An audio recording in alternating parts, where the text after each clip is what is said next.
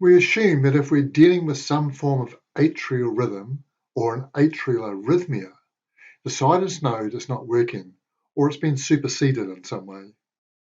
The implication is that atrial activity is still present, but that the depolarization sequence that's going to move across the atria will not be initiated by the sinus node. So, atrial depolarization is still going to occur, but not because the SA node has caused it. Now, this can happen in one of two ways. First is there may be some abnormal excitation of atrial function. Another way to look at this is that pacemaking tissue in the atria has become excited and has become more dominant than that of the sinoatrial node. The second way this can happen is through the depression of sinus node function. If this is the case, the sinus node is no longer functional, and an atrial pacemaker has had to take over the pacemaking role. Now, this is the rarer of the two situations, so we're going to focus on dysrhythmias that are associated with atrial excitation.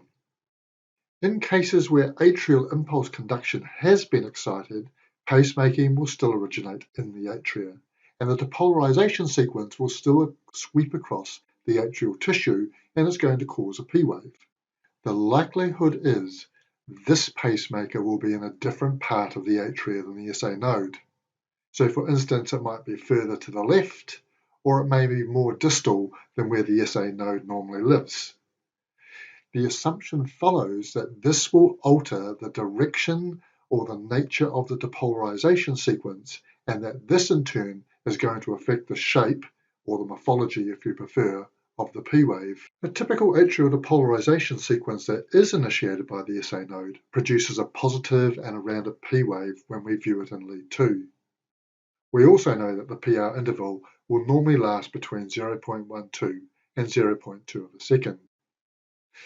It stands to reason that an atrial pacemaker site, that is, one not coming from the SA node, will have different characteristics. It may result in an inverted P wave, or one that isn't rounded. The more distal the actual site, the more likely the P wave will be negative, and that there will be a shorter PR interval. So let's recap this quickly before we move on to the specific rhythms.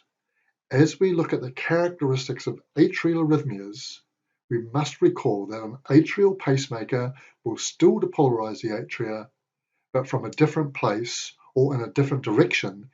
So the three main changes we're going to see in the resulting P wave are a possible change in polarity and or a change in the shape or the morphology of the P wave, and that there may be a change in the PR interval as well. Atrial excitation tends to come in one of three variants for an ectopic focus. The term ectopic means an abnormal place or region. So when describing the origin of cardiac depolarization sequences, the term ectopic means from outside of the SA node. The first variant is a singular ectopic focus, and as the name suggests, the excitable tissue is in one place. The second variant is multiple ectopic foci. So in this case, there's going to be widespread excitation causing ectopic beats coming from different places in the atria. And the third is known as a re-entry circuit. Now, a re-entry circuit is a small area of excitable tissue that has a high-speed circular path of depolarization. Imagine a snake eating its own tail while there's an electrical current flowing through it. Now, I promise you we'll go into a more scientific explanation for these re-entry circuits in another one of our presentations. A typical example of a singular focus causing atrial arrhythmias is a premature atrial contraction.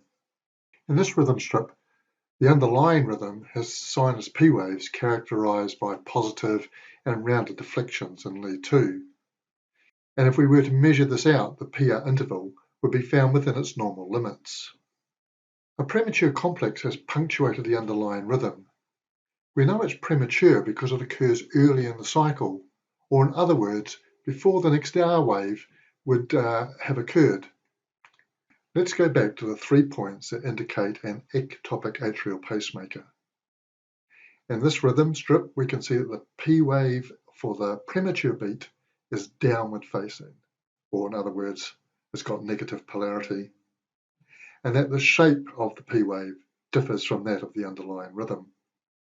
And if we were to measure it out, we'd find that the PR interval for the ectopic beat is marginally shorter than it is for the underlying rhythm.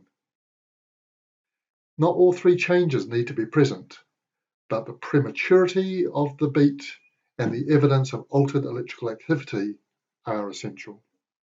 So overall, let's have a look at the characteristics of the premature atrial contraction. Firstly, the electrical rate is going to be determined by the underlying rhythm, and the regularity of this rhythm is going to show a premature interruption by the premature atrial contraction. We're going to notice some sort of alteration in the morphology or the polarity of the P wave, and we understand that the PR interval may alter in terms of what would normally be seen in the underlying rhythm. However, the QRS remains the same because the depolarization sequence is still going down via the AV node. Most premature atrial contractions are considered to be benign. They can be caused by increased sympathetic tone, and this can occur to either physical or emotional stressors. Some pathomimetics, such as adrenaline or salbutamol, may cause them, and certainly caffeine or alcohol intake has been shown to have an effect in terms of their frequency. Infection, and particularly systemic infections, have been seen to increase the number of premature atrial contractions, and they're not uncommon in heart failure, particularly where there's atrial hypertrophy. In terms of its significance, we know that they have a very minimal effect on cardiac output, so that gives us no symptomatic worries. We know that they could trigger other atrial dysrhythmias, but this is not often witnessed. So we would consider them, in most circumstances, to be a relatively benign finding. So let's move on to examples of atrial dysrhythmias associated with multiple atrial ectopic sites. The archetypical examples of this are 1.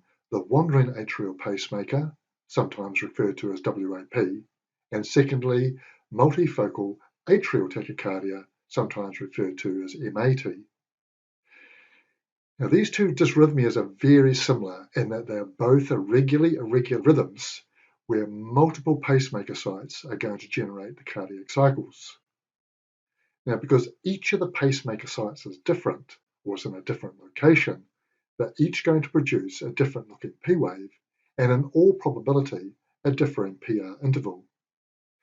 Regardless of how irregular the signals are, they're still going to depolarize the ventricles via the AV node. Hence, the QRS complexes are all going to look the same. Now, in this case, we can see that some of the SA node signals have initiated atrial depolarization. However, we can also see at least 3 other P wave morphologies and assume that at least 3 alternative pacemakers are interrupting this sinus rhythm. The ventricular rate is the only significant difference that we use when we're distinguishing between a wandering atrial pacemaker and a multifocal atrial tachycardia. Simply put, a wandering atrial pacemaker rhythm with a great greater than 100 beats a minute is going to be called a multifocal atrial tachycardia. In terms of significance, let's first look at the wandering atrial pacemaker. Now, most of these are benign. They tend not to produce symptoms and not to give clinicians any particular concern. They're normally associated with the very young and the very old, as opposed to any specific disease process. In younger people, strong parasympathetic domination, as what might occur in athletes, can lead to suppression of the AV node. And an atrial pacemaker becomes dominant. It's just that it's going to be more than one pacemaker. In such cases, you'll probably find the resting heart rate is going to be as low as 45 beats a minute. But in most cases that we encounter this rhythm, clinicians aren't going to identify a specific reason or have a specific concern. On the other hand, irregular atrial tachycardias are more likely to be associated with pathology. In terms of the multifocal atrial tachycardia, this is going to be most commonly associated with pulmonary disease. In fact, 60% of recorded MAT occurrence in American hospitals is secondary to relatively severe respiratory pathology such as COPD. The theory is that these diseases create pulmonary hypertension. The pressure from this hypertension is reflected back into the right atrium, and we get remodeling of the right atrial wall. And it's this remodeling and stretching of the wall that affects pacemaker activity. MAT is also associated with cardiac disease and in particular ischemia. It can be secondary to electrolyte imbalances and most probably hypokalemia or hypomagnesia. In a similar fashion, is associated with chronic renal failure, and this is likely to be secondary to a change in electrolyte balance and or a change in the acid-base imbalance. There are some pharmacological culprits that are associated with the presence of MAT, but these are relatively infrequently used drugs such as isoproterenol or aminophylline and theophylline, and the latter two are tertiary asthma drugs that aren't used very often at all. So in terms of the significance of this particular rhythm, they're seen relatively rarely, but where they are seen, they normally indicate some form of underlying pathology. While they may not require any immediate treatment and may not be having a significant effect on cardiac output, they do require further investigation. And if there is going to be treatment, generally speaking, rather than using antiarrhythmic agents, clinicians tend to move towards treatment of the underlying cause. We're going to call it quits here for this session. And when you're ready, you can go on to the second presentation, which deals with a very common arrhythmia that we see in the pre-hospital setting, and that's atrial fibrillation. So until then, ka kite.